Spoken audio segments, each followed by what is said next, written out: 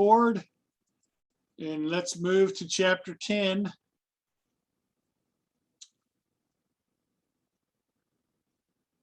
Campaigns and elections.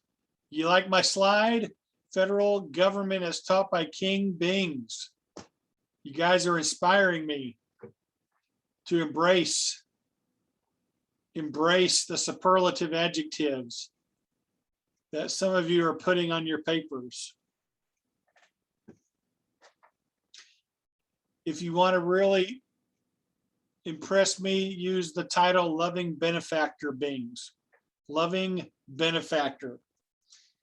Because I am both loving and I am a benefactor. Okay.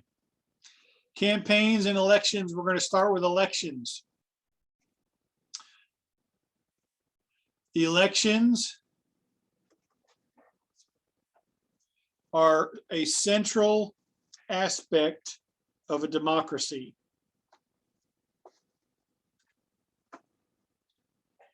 Because it is the mechanism by which the people choose their leaders. And we have elections at a regular scheduled time, or intervals, as it says there, so that we can change leaders if we wish to.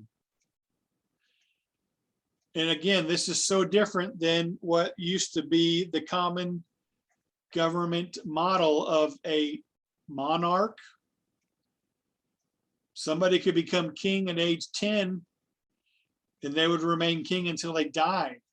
Sometimes it might be into their 70s. So leadership never changed. Or if you had a monarch and a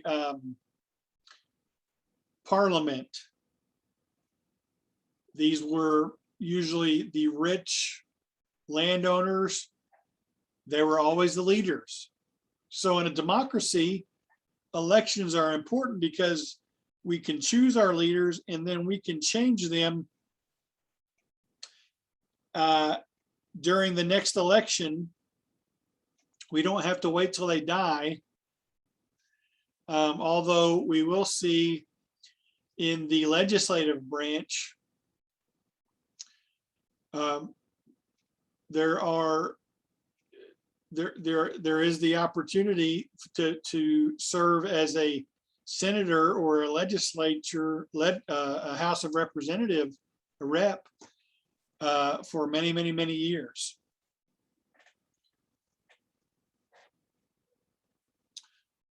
Abraham Lincoln. And so again, I want to encourage you guys, when you turn 18, register to vote and be politically involved. This is a great quote from Lincoln. The ballot is stronger than the bullet. So exercise your right to vote. But not only that, be an informed voter. Because again, you and I are a part of a minority throughout human history when it comes to the governing of countries. We are in the minority where common people can affect their government and choose their leaders. So that's why we should look at it as a tremendous privilege that is given to us. All right, so elections in America. We saw up here that they are in intervals. Hopefully you guys know that the presidential election is every 4 years. And then congressional elections are every 2 years.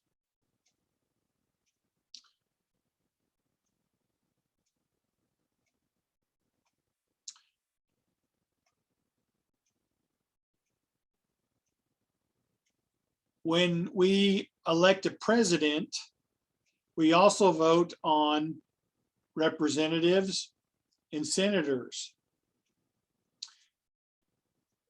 But then 2 years after we elect a president, we vote once again for representatives. And those elections that are not during the same year as a presidential election are called midterm elections. Thought I had a slide on it, but I don't, but it's in your textbook.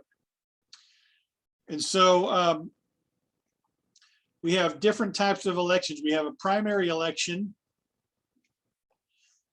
A primary election is where basically, so we will vote on a new governor next year. And by the way, I don't know if you guys know that the state superintendent, her name is Joy Hoffmeister. So she's like the superintendent of all Oklahoma schools. She just announced that she is going to run for governor, but she's a Republican. She's going to run as a Democrat for governor. She's running against Governor Stitt. So that's interesting. But anyway, when we start to get into the thick of the governor election next year,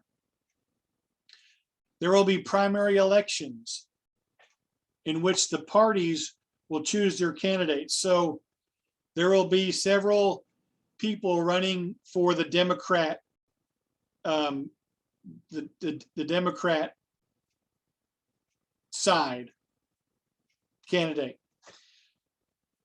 And so Democrats will vote for who they want to be their candidate. And then the Republicans, there probably won't be a vote. If Governor Stitt runs again, then there probably won't be. Now, there can be, and there, you know, I'm going to take that back. There probably will be some Republican candidates run against Governor Stitt. And so Republicans will have to vote who they want to be governor. That's the primary election. That's where each party chooses their candidate. Now, some primaries are called closed primaries. That means only party members can vote for each party's candidate. So I think here in the county I live in, Pittsburgh County, we have closed primaries, which means, for example, if I'm registered as a Republican, if there's no Republican candidate on the ballot, then I can't vote. If all there is Democrats, I can't vote. It's a closed primary. You see that a lot down here in Southeast Oklahoma. Southeast Oklahoma is known as Little Dixie, meaning we have always been a strong Democrat area. But in some parts of the state, they have open primaries where it doesn't matter how you're registered, you can vote for whoever you want to that's on the ballot.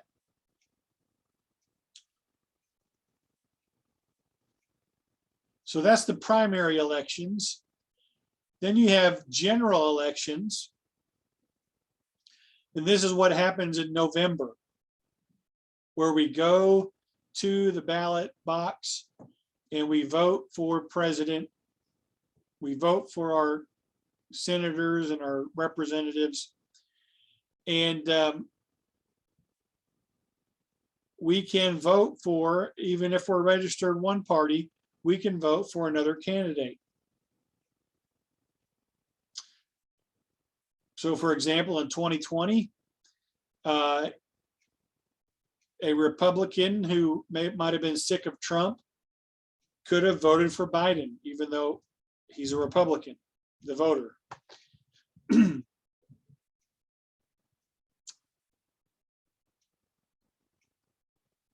So that's the general elections in the fall. We have we have a direct democratic election where, now not in all things, but in most things, where our elected officials are decided by a majority.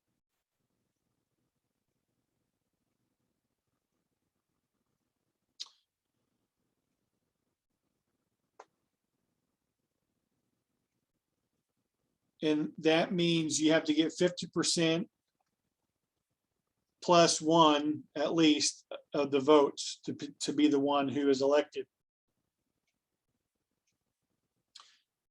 This is what we would call a majority system. Now, if you have, let's say we have 4 candidates this next year, say there's 4 candidates running for the Democrat nomination for governor. And 2 of them, none of them gets 50%. Then what happens is the top 2 candidates will have a runoff. So that's known as a runoff election. There is another system called the plurality system, where you don't have to get the majority, you just have to get the most votes. So again, let's say there's 4 candidates running for the Democratic governor position. In a plurality system, the person who gets the most votes will be the candidate, even if they just get 30% of the vote. In a plurality system, they would get the Democratic nomination. But we are in a majority system when it comes to our state elections. And so the winner has to get 50% plus 1 vote, maybe 51% of the vote, to be the candidate. Now, here is a sample ballot. This is from the midterm election in 2018. No, it's not. I'm sorry. It's from the presidential election of 2016. And I have the top portion of it enlarged here so you can see what to expect when you go to the ballot box.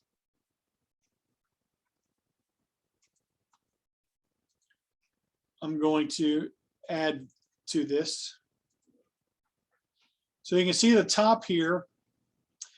Let's say you want to just vote for all Republicans. You can go to this very first box and you can pick straight party voting and just fill in Republican. And that way you have voted Republican for every position. You don't have to do all these separate things here. Now you still have to vote for on the questions that are on the left side, right side here.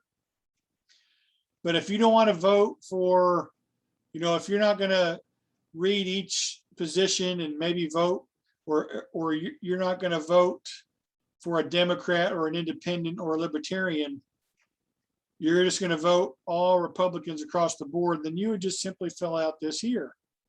That's called straight party voting. But if you want to vote, if you want to look at each person according to their merits,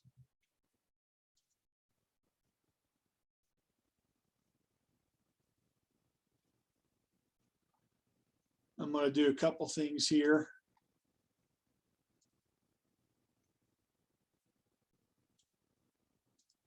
So this was the presidential choices in 2016.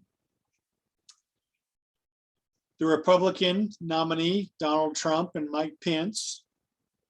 The Democrat, Hillary Clinton and Tim Kaine. And then we had a third party candidate in 2016, Libertarian Gary Johnson and Bill Weld.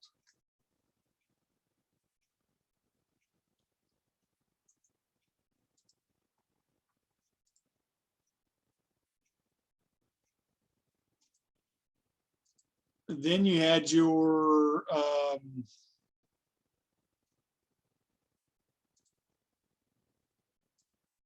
congressional race, and there was one representative race.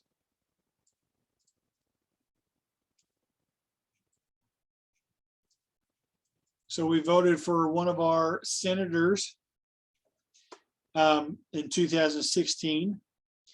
And you can see there was one Republican, one Democrat, one Libertarian, and 2 independents. So if you didn't want to do the straight party voting, which would put in Trump and Lankford, but let's say you wanted Trump, but you wanted to change, you could vote Trump on this one, and then let's say if you picked an independent, Sean Brady. And then for senator, if you didn't want, then if you still wanted the Republican, you could put in Julie Daniels. But if you just did straight party voting up here, Republican, you would have picked Trump, Lankford, and Julie Daniels.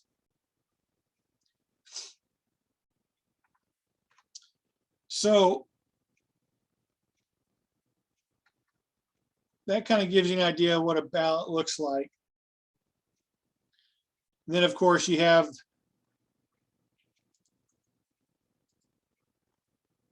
over here, whoops.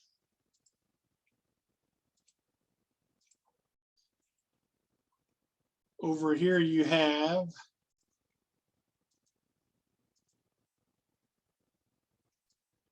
looks like we voted on some state Supreme Court justices.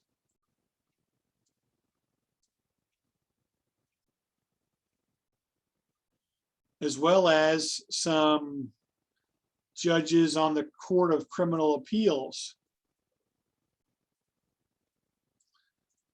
So in 2016, we voted on 2 of our state Supreme Court justices. And you'll notice here that on this vote, the vote was either yes, keep them, or no, get rid of them. That's how you do Supreme Court justices of this on the state level. We don't vote on the Supreme Court justices for the federal court. Once a justice is appointed to the federal court, they are a judge for life unless they choose to resign. But on the state level, the governor picks the candidates and the legislature votes them in, or approves them or disapproves them. But then after so many years, we get to vote on whether or not to keep them or not. And you can see there was not a vote for all 9 Supreme Court justices. Only 2 of them were up. And I'm not sure how many years they come up on the state level for a recount. But anyway. All right, so in 2003, this is in your textbook, there was an act passed that all states were required to use computerized voter registration databases. After the 2000 election where we had problems, the idea was that computer voting would not have any problems. But as we have seen in the last couple of elections, it is possible for there to be problems with computerized voting databases.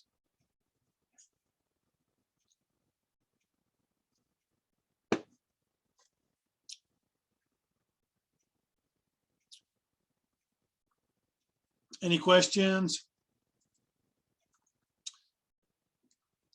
That is not supposed to be there. Let me put it down here.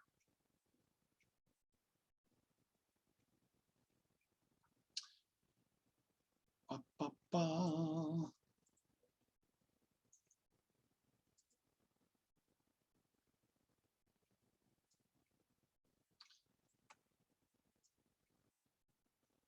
Okay, let's talk about presidential elections.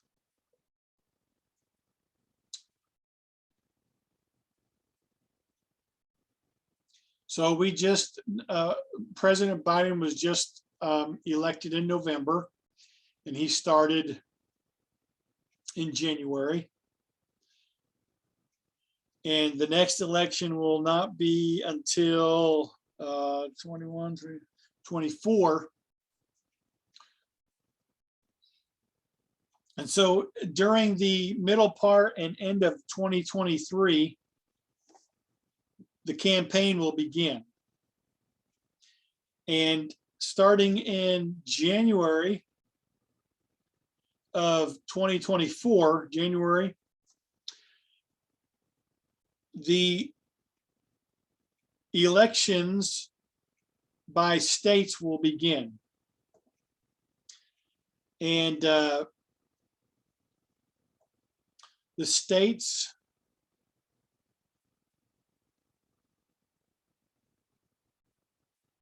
will vote for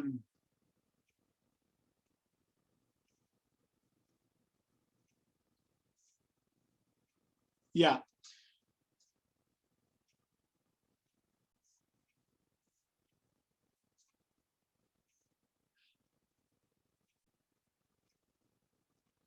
Yeah, the states will vote for, we'll have primary elections or a caucus. Now in Oklahoma, we'll have a primary election, and that is where Republicans in Oklahoma will choose their candidate. Democrats in Oklahoma will choose theirs. Most likely, Biden will run for re-election, if he's still alive, of course, because he's pretty old.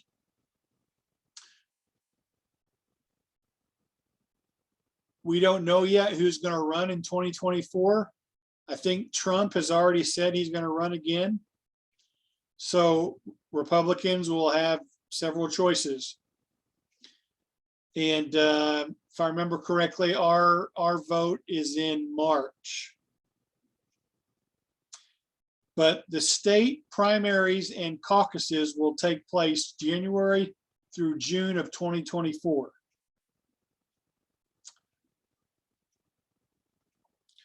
Now, again, we do a primary election. Some states have caucuses, which to me, they're hard to kind of understand, but the textbook kind of just gave it a simplistic definition, which I think fits. It's kind of like a political party business meeting to choose who's going to be your candidate.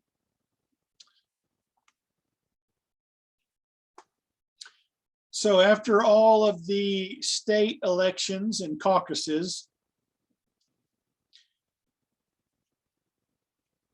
there will then be national conventions. There will be a Republican National Convention and a Democratic National Convention.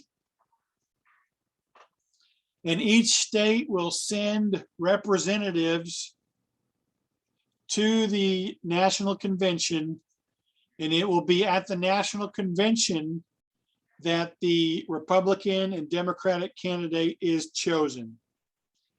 Now, once again, unless President Biden dies or has some kind of major medical thing that incapacitates him, he will probably be put forth once again as the Democratic candidate.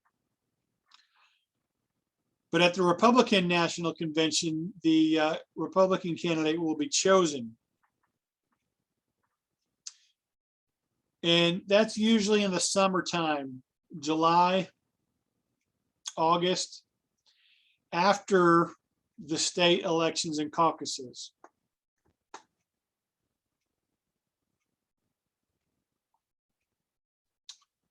Notice here that a lot of times, this is 2004, 50% of Americans who could vote voted in the general election, but only 25% in the primaries.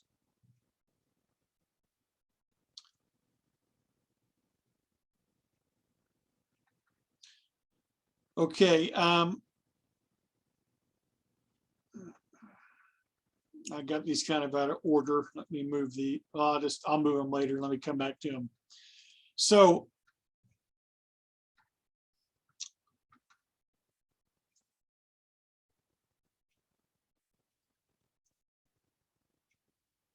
then in November, we have the election.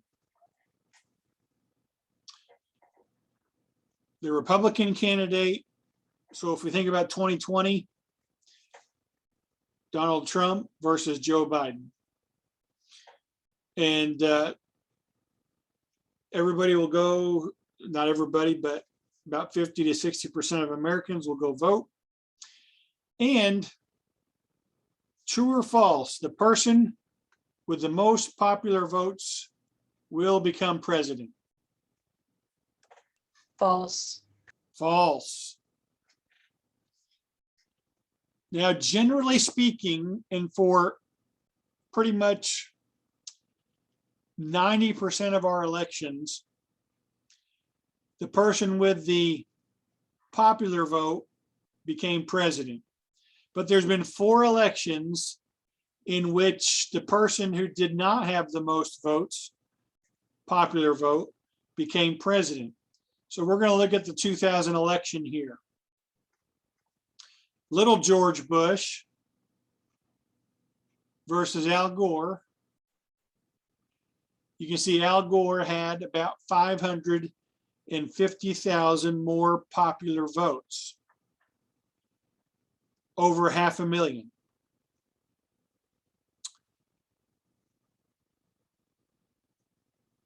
The state that was the tipping point was Florida. In Florida, Bush had about, 500 more votes?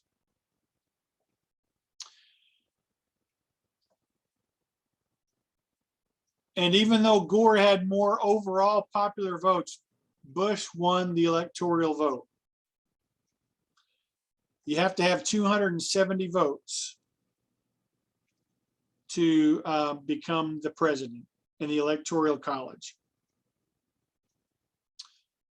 And Florida was so contested that really the Supreme Court decided that Bush would be the president. So let's talk about this thing called the Electoral College. I believe most Americans don't understand that this is how our president is chosen.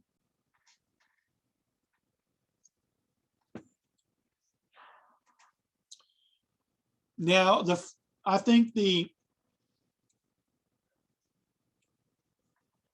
knee-jerk reaction is to say, what? Our vote doesn't count? But that's not true.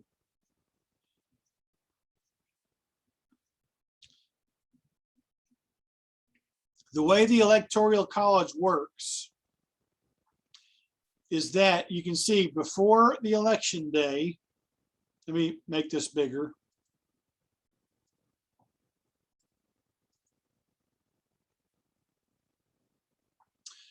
Before election day, every state,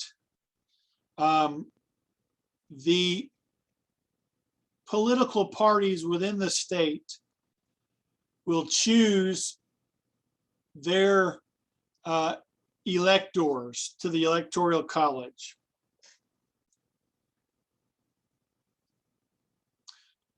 Each state is given the same number of electors as they have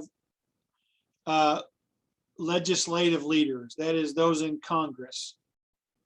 So this is I'm not sure what year this is, but it's when we had 5 or 7 electors, which means we must have had 7. Well, I'm sorry, that's right. 2 senators and 5 reps makes 7. Okay, it's Friday. It's the end of the week. It's time for the weekend. So we get 7 electors based on how many senators and representatives we have. So that means there's 538 electors, because that's how many people are in Congress. And 538 divided by 2 is 269. So you have to get 270 votes to become president. All right, so on election day, we go to the ballot and we vote.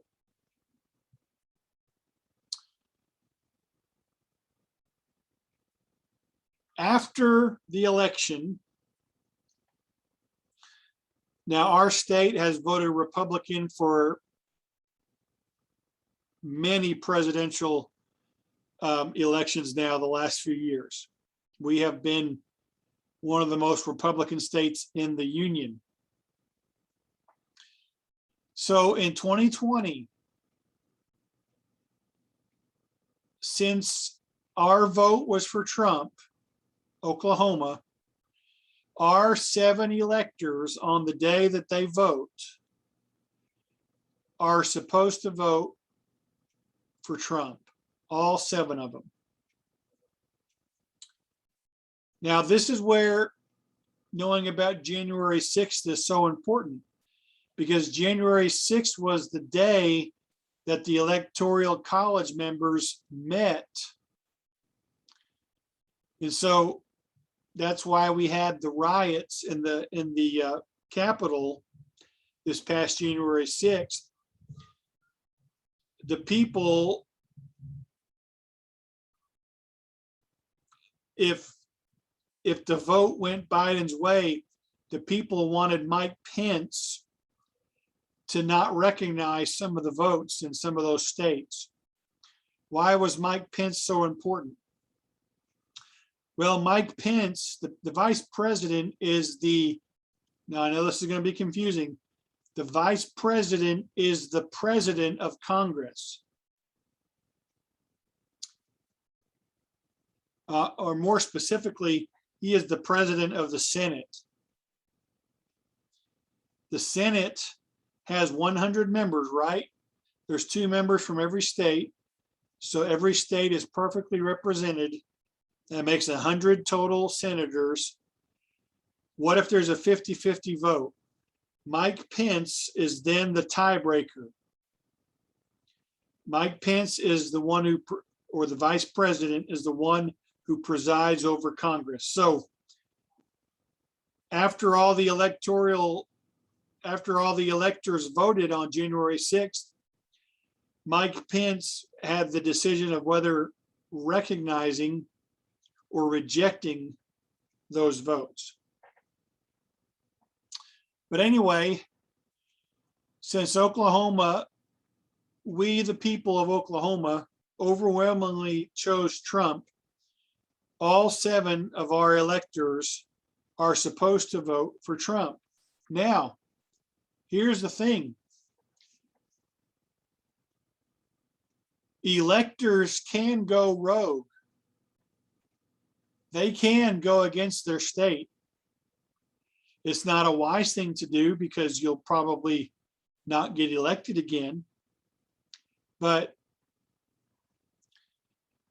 this is how the Electoral College works. Now, the majority of states are like Oklahoma. Whoever wins the state gets all the electoral votes. There are a couple of states, for example, I think Nebraska is one.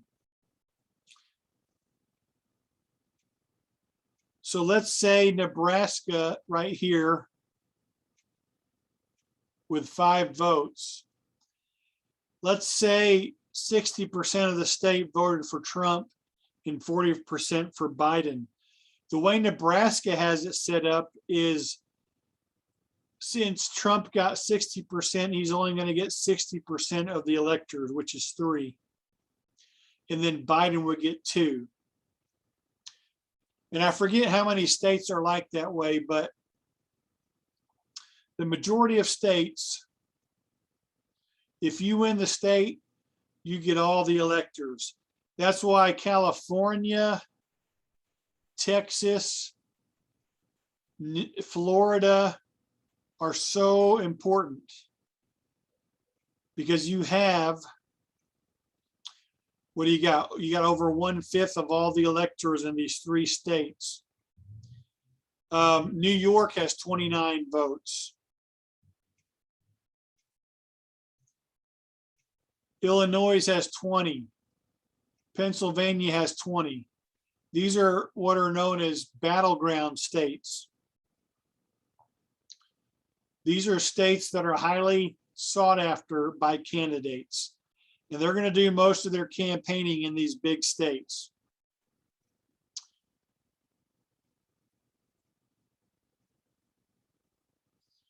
Why did the framers do the Electoral College? They were worried. Remember back then, they were worried about mobocracy. And there was still the worldview that the common people were not capable of choosing their leaders. So the Electoral College was set up so that if they felt that the citizens had chose wrongly, these electors could correct it. And so that brings up the question, do we still need the Electoral College today? That is debated